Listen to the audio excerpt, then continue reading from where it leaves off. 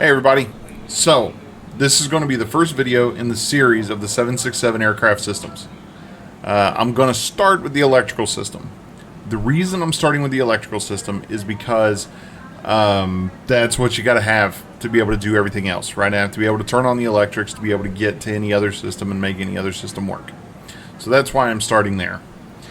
So what I'm going to do is I'm going to switch you over to what looks like kind of an iPad screen. It's basically a snippet tool that I'm going to draw on and things like that. And we're going to talk about the lights. We're going to talk about what the lights mean, why they come on, when they may come on, how I can fix them, things like that. Then after that, I'm going to bring you back into the cockpit, and I'm going to show you how we add power to the airplane. I'm going to turn on the APU first, and then I'm going to show you how we add power to the airplane or set up the panel to be able to get power into the airplane. So as you can see, I'm sitting in a 767-300 right now. And if I look up here to the overhead panel, I've got my battery power panel, my AC, DC, all kinds of electrical power panel right here, and then my APU panel down here. Now, those are the three panels we'll be talking about in this video. So that's where we'll be focused on. And if you're curious as to what I'm using X-Plane 11. I had to buy the add-on for the 7.6, extended version thing or whatever. But it's awesome. Like, it is really cool. So it is as close as I can really get to being inside of an airplane and pointing these things out to you. Now, I'm primarily a cargo aircraft instructor. So, like, I normally teach airplanes that only fly cargo. There are going to be some differences between the cargo and the passenger style airplanes. But really, they're pretty far and few between. I mean, if you know where one switch is, you know where they all are in all airplanes for the 7.6 version anyway. But I'll talk to you about the differences when we get to those in those particular systems. Electrical, there's no difference when we're talking about it today, really, between any of them. So, right now, I'm going to shoot you over. We're going to go to the iPad style. And then, like I said, once we get back, we'll come back in the cockpit and start talking about this stuff. All right, so see you in a sec. Okay, so now we've got us swapped over to where we're just looking at the panel and the lights that are on the panel. I'll have a second video that will go over like what bus gets powered when and what is on a particular bus that you care about. But right now we're just going to talk about the lights. So we're going to start up here at the top and we're going to look at our battery power panel. So that's going to be this whole top section here. Okay. Now up here we've got our battery power switch, we've got our standby power switch, and we got basically three lights. So on the battery power switch I have an on and an off. On, self-explanatory, means it's turned on. Off, self-explanatory, means it's turned off. However, that off doesn't necessarily mean that I've turned the switch off. That means that the battery power is not being provided. The battery bus has an issue, so it's turned off. Next to that, I have the standby power switch. It has three positions: off, auto, and battery. Off basically tells me it's turned off. Notice a theme here with these switches. The auto position, what that means is with the standby power in auto, regardless of what happens to the rest of the system, the standby power will switch automatically to what it needs to switch to be able to receive its power. Whether that's going to the battery, whether that's going, to the left generator, the right generator, the APU generator, doesn't matter. It's going to switch automatically. The battery position, or the BAT position, this tells us that we're running strictly off the battery, and the battery is now providing the standby AC and standby DC power to those buses. So here's the thing. Our battery is a DC power source. It's a 28 volt DC power source. How do I get AC power out of it? Glad you asked. So, now that I have AC power, or now that I have a DC power system, I can add an inverter into it. When I add that inverter into it, it ups all of the voltages and all that stuff into AC power. And then now I can provide power to the AC standby system. So that's how I can get AC power out of a 28 volt DC power system. I use an inverter that steps up the voltage, the amperage, everything it needs to step up to be able to make it AC power that the airplane can recognize. This off light that's over here, there are 3 reasons why I had off light, 4 reasons, 5 reasons. It all depends on how you look at it as to why that light will illuminate. If my standby AC has failed, it'll come on. If my standby DC has failed, it'll come on. If my battery bus has failed, it'll come on. If 2 of the 3 are failed, it'll come on. If all 3 are failed, it'll come on.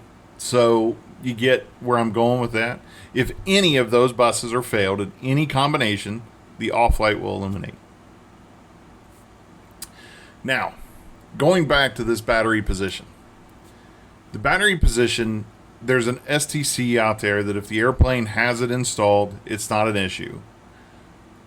But when Boeing first developed the airplane, when they would go to the battery position, it would actually disconnect your battery charging. So any of your battery charging was done. You weren't going to get any kind of battery charging. So you were going to drain your battery. You had 30 minutes, and that was it. So the STC basically comes in and it rewires things essentially to where when you move into that battery position, now your battery chargers stay within that system. So now you don't have to worry about the main battery discharging. So what happens when the main battery discharges? Well, you have this light that illuminates. Main battery discharge, main bat discharge, main bat dish, however you want to look at it. That is telling me that the battery is discharging, right? Not every airplane is going to have that light. You're going to have some airplanes that are just going to say dish, D-I-S-C-H, for discharge. That's the only light you're going to get. There are some airplanes that you'll see main battery discharge with another light that's in this area here that'll say APU battery discharge. But again, it all depends on what your airplane was ordered with and what the company that ordered that 7.6 wanted in that airplane. So, it could be any of those combinations. Now again, the main battery discharge light is telling me I'm using just my battery. By using just my battery and not charging it, I have approximately 30 minutes. That's the certification number for a brand new battery, that it will last for 30 minutes before it dies. Try and be cognizant of that, because I'm guessing that most of your batteries aren't going to be brand new from the manufacturer. So there is a possibility you're not getting 30 minutes out of it. But 30 minutes is what they say you should get. So that's the number that we will continue to use. Now, moving down to the rest of the panel, I'm going to cover these off lights. So we got off, off, off, and off, and off, right? So I got all these off lights. It tells me that something's wrong with that particular breaker. That means the generator breaker is open. So that generator breaker switch is open, allowing no electricity to flow through it. Therefore, it is off, meaning I am not getting any power from that particular generator or that particular bus. Now, the APU, let me get rid of these here real quick. The APU generator off up here, this is a little different. This one will illuminate only when I'm asking for power from the APU and I'm not receiving it. So it's a requested not given off light versus just an off telling me that breaker is open, because it's a normal situation for that breaker not to be open when I'm getting power from the engines and I'm not requesting the power from the APU. Next to that, I have the on and avail. Okay, this one I will talk about just a little bit, because in the next section you'll notice that I don't have a ground power card hooked up to the airplane, so you don't see this switch ever get illuminated in the next section. So this avail light, what does the avail light tell me? It tells me that I have good quality power. If you can remember anything out of what I'm talking to you right now and saying, those 3 words, good quality power, is what I want you to keep stuck in your head. what does good quality power mean? Well, good quality power tells me that the electricity coming from the ground power card that's plugged into the airplane is within voltage and frequency that the airplane requires to allow me to add that power to the airplane without doing any damage. Okay? So that means that if that light's not illuminated, if it's not there for whatever reason, guess what? It's not good power. You can't add it to the airplane. It means either it's too high, it's too low, it's, the frequency's off, whatever it is. You don't care because you can't see it. You don't have a gauge. You don't have a switch that can show you what that frequency and voltage is coming into the airplane. So you don't necessarily care what it is. You just know that that light's not illuminated, and you know that it's not good quality power. So that will be the only thing that's illuminated when you get onto an airplane that has a GPU plugged into it, and that's the only thing that's been turned on, is that avail light. Now, if I'm going to add external power and I'm going to use this switch, I'm going to press the switch and into the on position. The avail light will stay illuminated, so it'll look just like this when it is running off external power. It'll say on and avail. Now, when I press that switch, this is an alternate action switch. So an alternate action switch is one of those switches that when you push it, it stays into that position versus a momentary action where it goes in and comes back. So it will change positions when you use it. All right, now we're talking about bus ties. So let's talk about the bus ties real quick. So what does a bus tie do? A bus tie essentially does three things. It isolates the side. That's why you have isolation, or has the ability to isolate the side. I'll say that. It prevents paralleling, or it can power the other side, the other bus. It can provide power to the bus. Let me show you what I mean. Let's pretend that these isolations don't exist, that this is a black section here. And actually, I can do better than that. Hang on. So if I go and I use a black pen and I go like this, there we go. Now we're gonna pretend these isolations aren't here, okay? And now I'm going to use red to kind of show the electricity and how it'll move through the system. So if I'm looking here, and I've got my bus ties in auto, and again, this is all reference stuff. So we'll assume that the system is up and running the way that it should. So a lot of these lights wouldn't be here. But I would have power coming through my right generator, through the bus tie, and then basically providing power to everything I needed to provide power to. Okay? Now, if I run into one of these situations where this side has a failure, and now it will look just like this. So my bus off light will illuminate, my generator control breaker will open, and I'll go into isolation. Now, why does this happen? This usually happens because I have a bus fault. Something is busted in here. Either it's a short or it was a glitch or something that will cause this light to illuminate. But it'll look just like this. So what happens to the power cycle then? Okay, so remember what we said. It was PPI, so it prevents paralleling.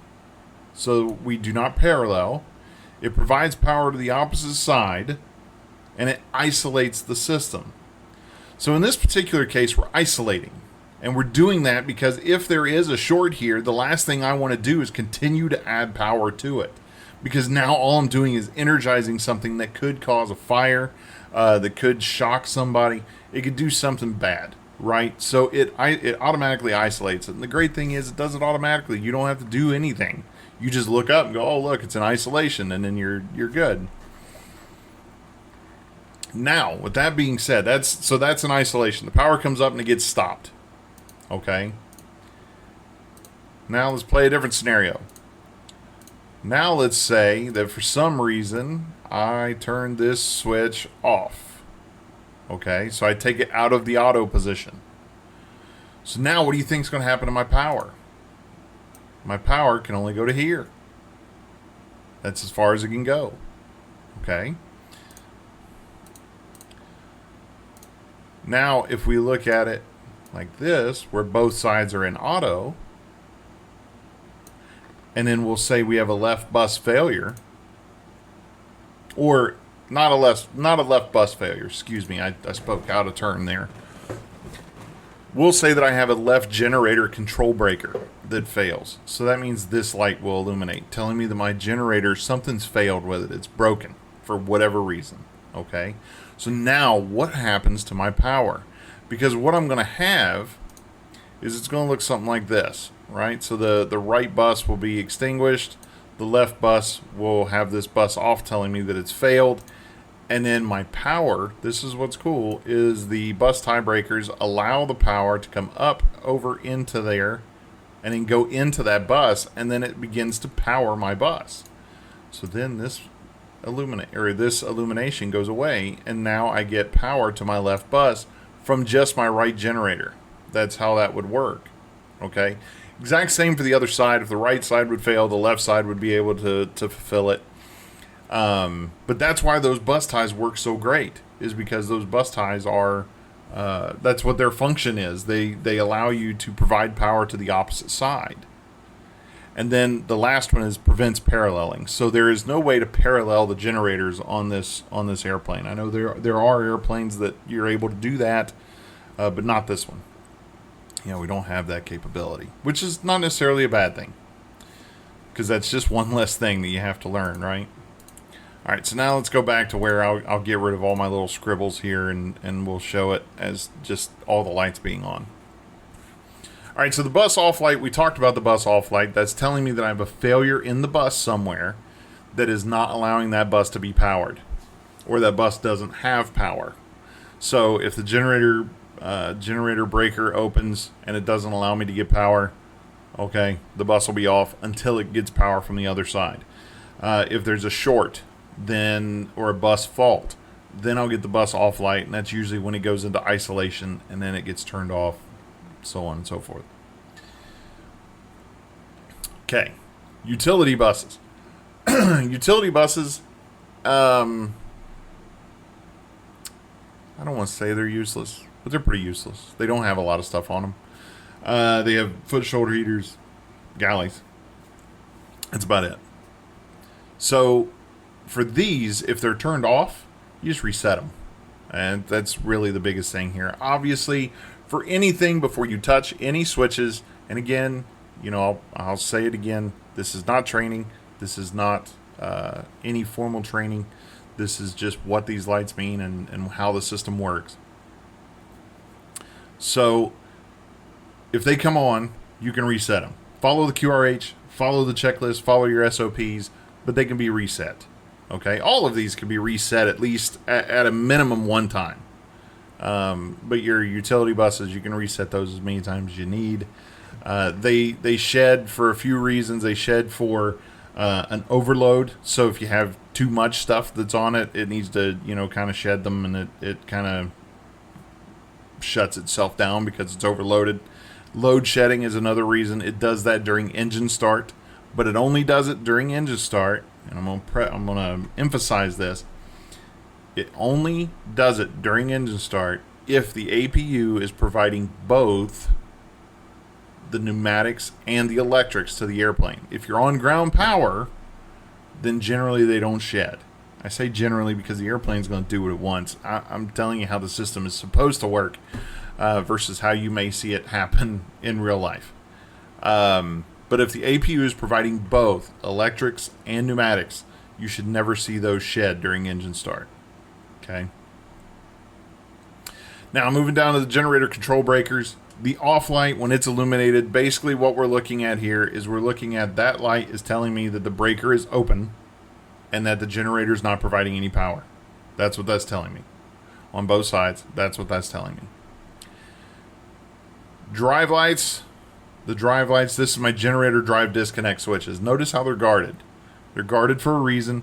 I've seen them where they've been safety wired shut for good reason, because these are a one-time action switch. So you push it, and next thing you know, you don't have a generator and you can't fix it because how your generator works and how it comes apart, and basically doesn't allow you to fix it in flight. It has to be fixed by a maintainer. Now, the drive lights themselves. The drive lights are going to come on essentially for two reasons. The acronym that we tend to use for this is HOT LOP. So high oil temperature, HOT, and then LOP, LOP.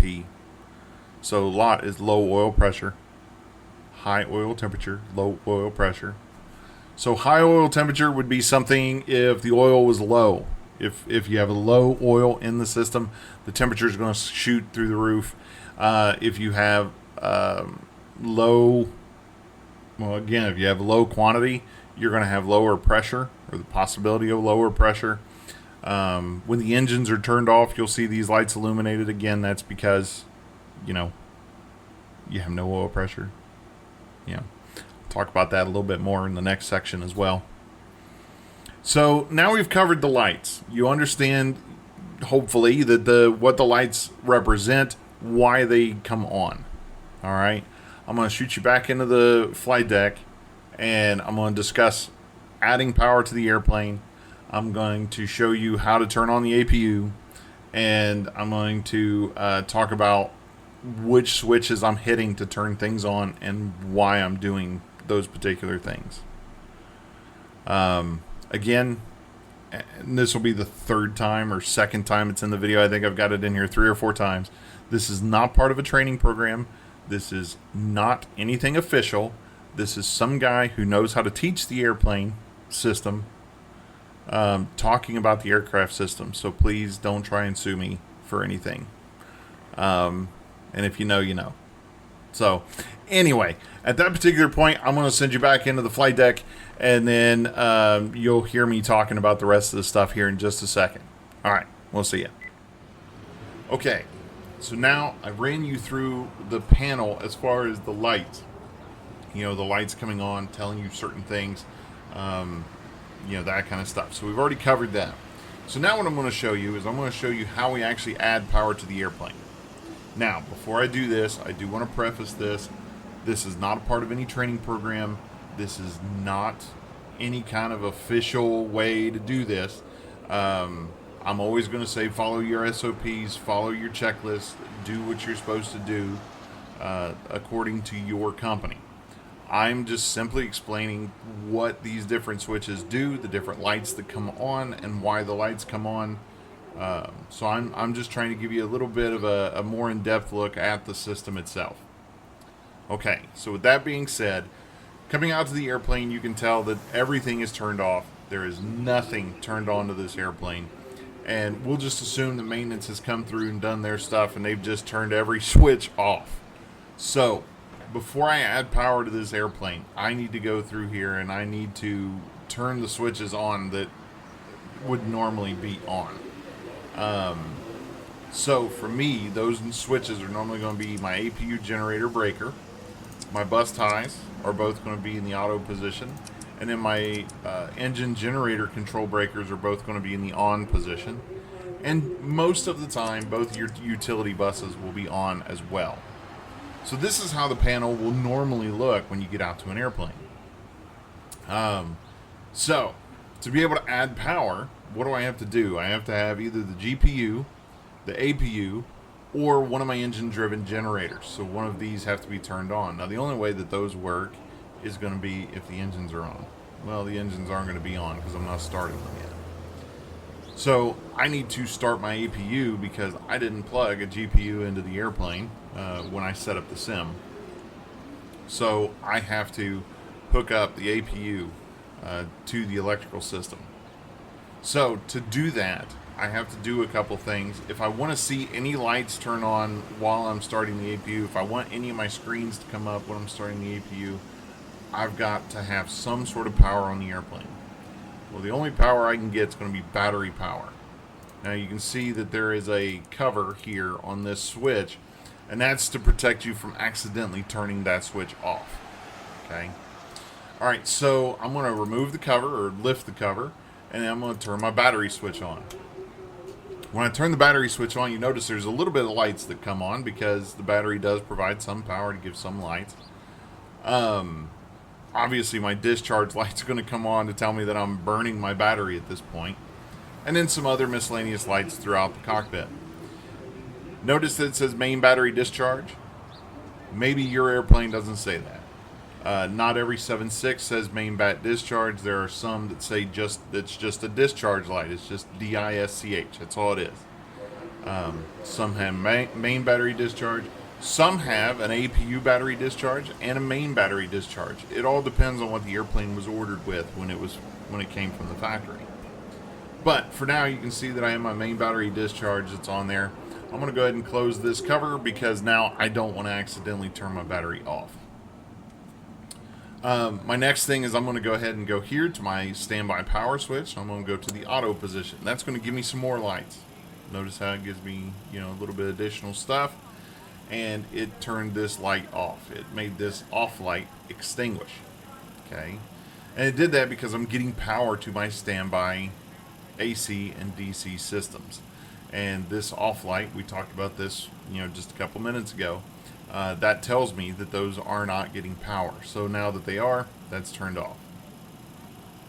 At this point, I'm still discharging the battery though, which isn't necessarily a good thing because a good battery straight from the factory is going to give me about 30 minutes of, burn time before it's dead. I'm just going to assume most of your batteries probably aren't brand new from the manufacturer. So we'll say 30 minutes because that's the certification number. But if it's less than that, it's less than that. In this particular case, it's not going to matter. I'm going to get power turned on to the airplane, so we won't have to worry about it. It'll start to charge that battery, and then we can go from there. But now that I have my battery bus powered, and I have my standby bus powered, and now I have some electric in the airplane, I can go ahead and start the APU. So, starting the APU, I can come down here. I've got my APU power panel. It's got 3 positions: off, on, and start. So in the off position, again, this is kind of a self-explanatory. It means it's off. On, it's kind of the same thing, means that it's on. And then start, okay, start means I'm going into the start sequence and starting the APU. Now, when I go to the start sequence, you're going to see some lights flash here, and that's perfectly normal. So we'll go ahead and we'll look at that and we'll figure that out. And I'll explain it as it goes. So the first thing I'm going to do is I'm going to move this switch over to the start position, and I'm going to hold it there until I see some lights, and then I'm going to bring it back to the on position. I'll explain that in just a sec. So that's going to look something like this.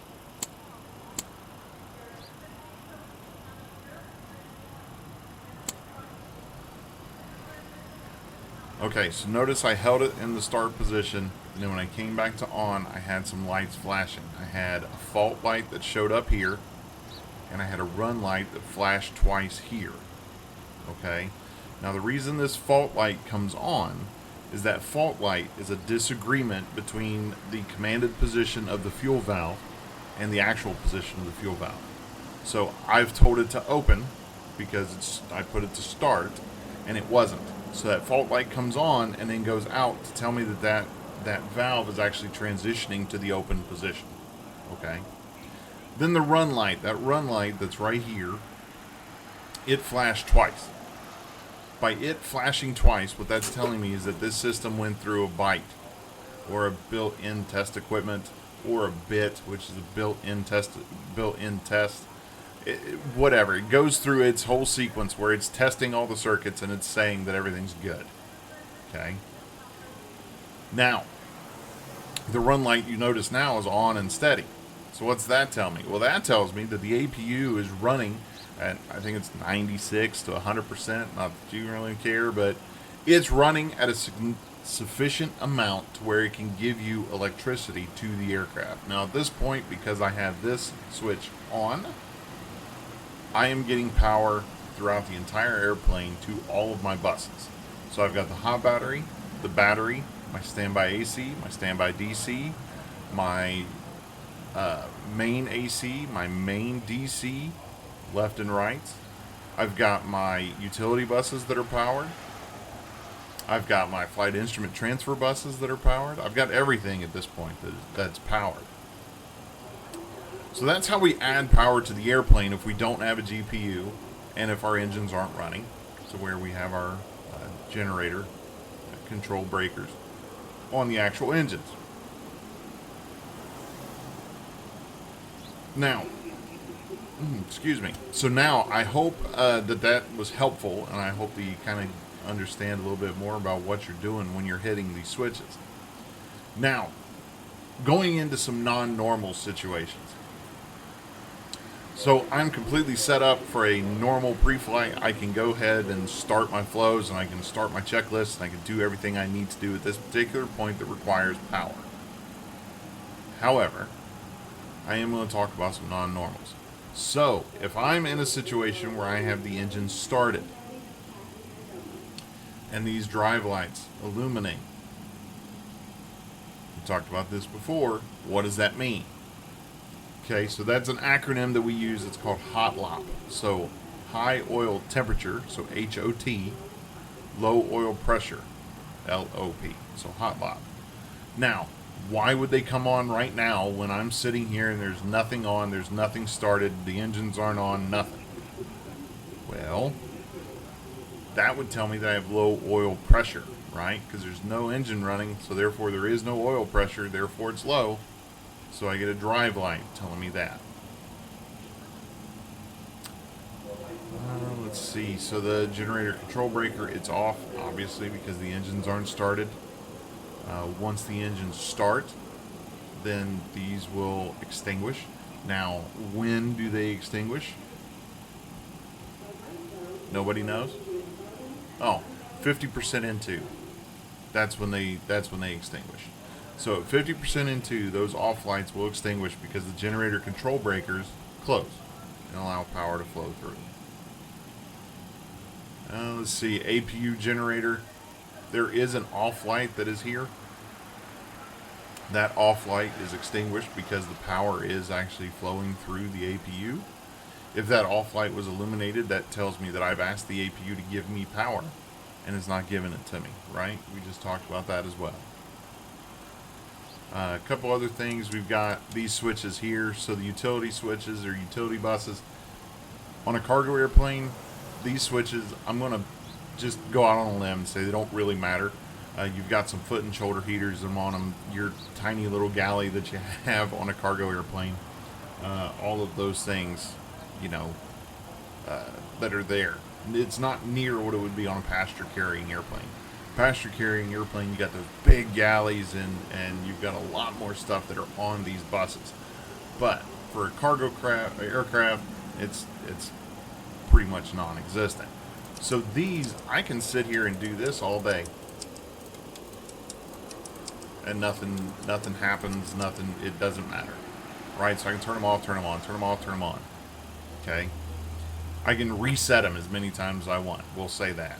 I can reset them as many times as I want. And that's not true with all these other ones. So these bus tie switches, we talked a little bit about what the bus ties do and how it affects how the system works. So I'm only allowed to reset these one time. So I can go to this, and then I can go to that. So I can turn it off and turn it back on. And essentially what I'm doing, let's say I had a bus fault. Let's say this right bus failed. And it's a short in the system, because that's generally why, it's one of the reasons why that bus would fail, is because it has a bus fault, meaning it's shorted somewhere. Sorry, you can hear the ding of the flight attendant that's on this game, so that threw me off a little bit. Anyway, so if that right bus is failed, I don't want to add power to it. Right? I don't want power going to a bus that's shorted. So this will automatically go into isolation without me hitting this switch. Okay, so that isolation light will illuminate without me hitting this switch, and it'll cut power off to it. If I want to try and think maybe it was just a glitch and I want to clear it, I can I can turn it off, I can turn it back on, and then maybe it clears the glitch, maybe it's fine, maybe it runs normal at that point. If it trips again, you're done. You can't you can't reset it anymore, and then you go into your QRH, you figure out what you got to do from that point. Okay. Same thing with my generator control breakers down here. If something happens where it trips offline like it is now, I can turn it off, turn it back on, and hopefully that works. If it doesn't, I'm done. I can't do that anymore. Again, it's because they don't want you adding electrical power into something that could cause a greater problem. Because when you're dealing with electrics, you know, if there's a short, you can always have, there's fire hazards, there's shocking hazards, there's all kinds of stuff that you really don't want to mess with, right? So anyway, that's what we're allowed to do there. So bus ties, that's wrong, right? I can go off and then on, and that's it. That's all I can do. Utilities,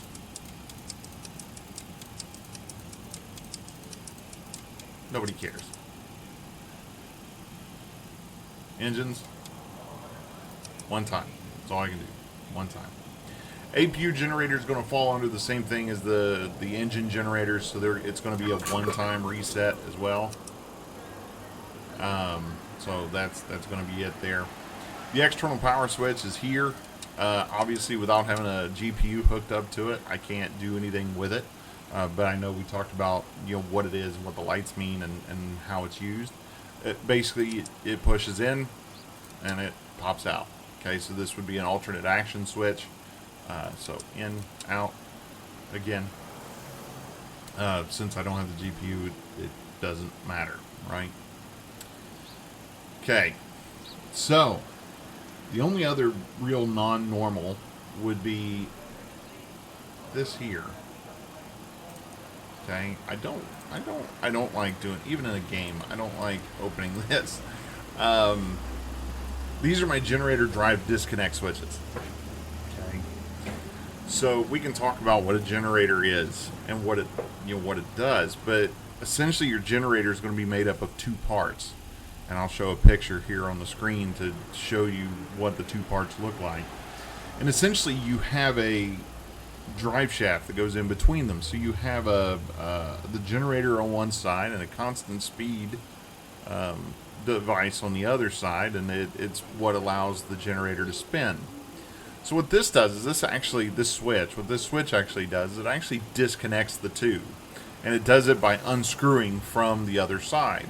So if I were to hit this switch, which I still don't want to do, even though I know it's not a real airplane, if I hit that switch, I went ahead and sent that signal to unscrew. Okay, so now that it's unscrewing and it's done, I can't reconnect this in flight.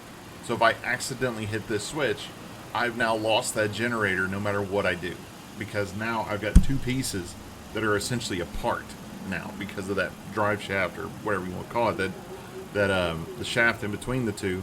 Once it comes apart, there's nothing I can do. I can't just crawl out on the wing and put it back together, right? So that has to be repaired by maintenance. So if you accidentally hit it, or if you're driven by a checklist to do it, by a QRH, whatever, once you hit that, it's done. So make sure that you confirm you're hitting the correct one. Because if you're supposed to hit the left one and you hit the right one, I guess it just wasn't meant to be.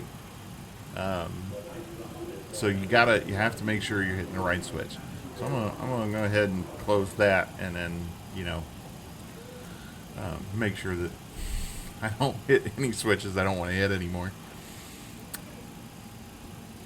But again, you're really only gonna touch those switches if it's driven by a QRH, right? It's the same thing with the bus tie switches, same thing with the generator breaker switches.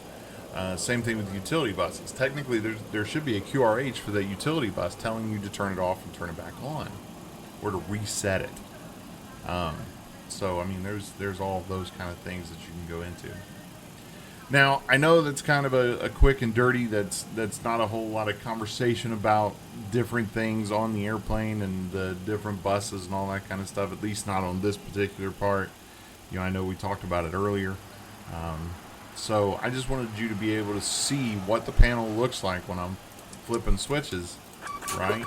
So now you can see all the lights that come on when you flip these switches, and then when you turn them back on, the stuff that goes away, right? So, because I know when you're just looking at a picture in a book, or when you're just looking at the iPad that I'm sitting there drawing on, it's hard. It's hard to be able to imagine this stuff, right? So anyway, I hope this was helpful. If you did find it helpful, please comment below. If you didn't find this helpful, guess you can comment that below as well. Maybe do a little constructive criticism. Again, I'm always going to put a shameless plug at the end of these. I'm going to say like and subscribe for more, and I'm always going to do, these kind of videos. I really enjoy doing this kind of stuff. So I think the next one we're probably going to tackle is we're going to start going through the entire overhead panel and kind of putting that together. So you'll see this series kind of come together that way, and we'll start it kind of like a flow of the normal checklist, and then go from there. All right, guys. Till next time. See ya.